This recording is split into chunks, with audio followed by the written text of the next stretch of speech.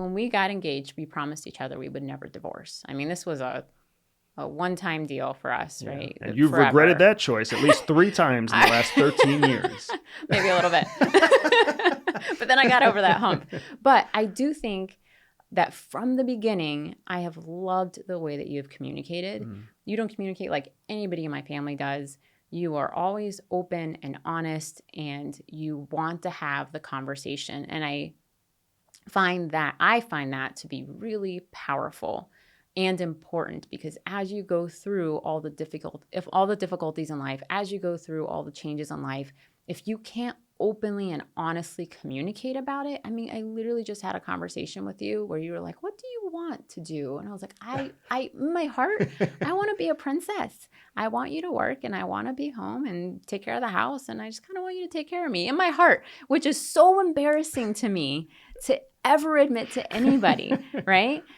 But we're at a point where I know I can say these things to you because I've said lots of things to you, over the years that we've been together. And I know that you will always weather whatever I have to say. You will always talk to me about it and, explore the whys with me and think of options for us. So I know that no matter what happens, and I knew that in the beginning, I knew when we were dating, on top of the chemistry, I knew in the beginning that you would always talk to me about things. There would never be secrets. That was a big one for me. I remember that. No secrets. Yeah. No lies.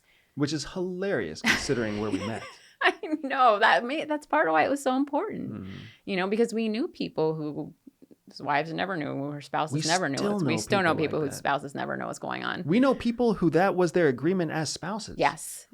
Where like one spouse is like, you'll do all of this. I don't even want to know about it. I'll do all of that. Don't even ask me about it. Yeah. And you're like.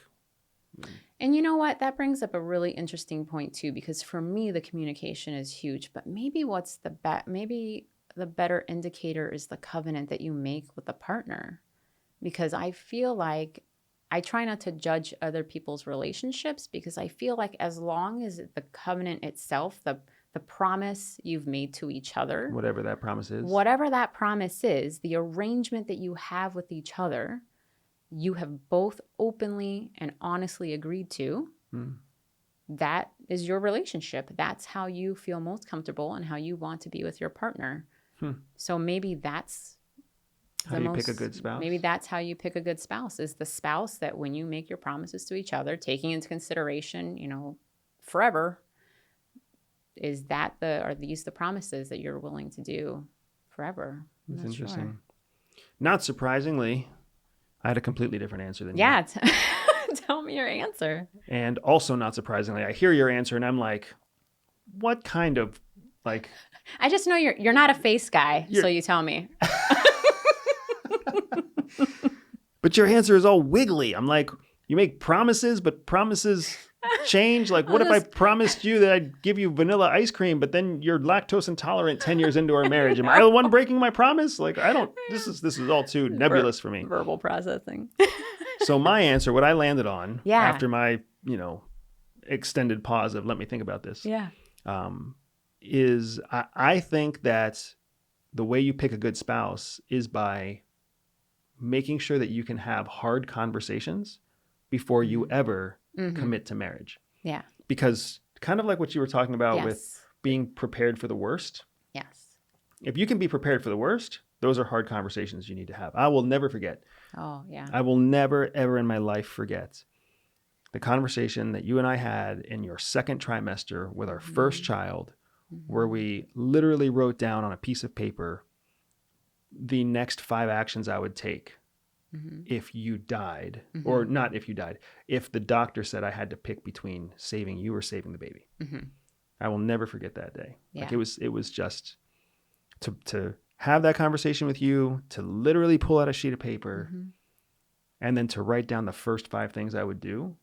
It was strangely like terrifying. Yeah. And empowering at the same time, because at least in my mind's eye, I was like, well, at least now I don't have to think. Yeah.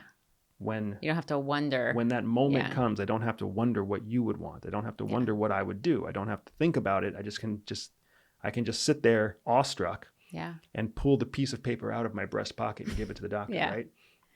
But that's a hard conversation. Yeah. The thing is, though, that's what hard conversations look like when you're pregnant, getting ready to have children. Yeah. But hard conversations when you're newlywed look totally different. Hard conversations when you're engaged look totally different. They're still just as hard. Yeah. They just look very different, right? Who's going to sit next to who, and who's not going to get invited to the anniversary party, and Yes. whose nephews and nieces aren't welcome at the house for whatever else. Like, those are just as difficult to have, even though they may sound like they have less stake. Right. They're just as difficult to have Yeah. at different phases of your relationship, And then right? how do you navigate those conversations? Correct. So if you navigate them well together, then that's a good sign. Right. Even now, we're still having hard conversations, but Yes. now we have hard conversations like two co-owners of a successful business with two young kids that are homeschooled, living in Florida, preparing for a move. Yeah. That's how our hard conversations are now. Yeah. But we still get to have them. And the thing that is always shocking to me is when, like, I can't help but look at my own family. My family is rife, like riddled with divorce. And time again, even multiple marriages and multiple divorces through my family, I have seen that my family does not like to have hard conversations. They would rather just push it off, ignore it, pretend it isn't there, let it go away. It doesn't go away. Well, let's just cut this thing off and be done with it. And my family's the opposite. We don't have divorce, but still nobody has that hard conversation. They just push it off and push it off. But everybody's and just angry. maybe drink it away and, True.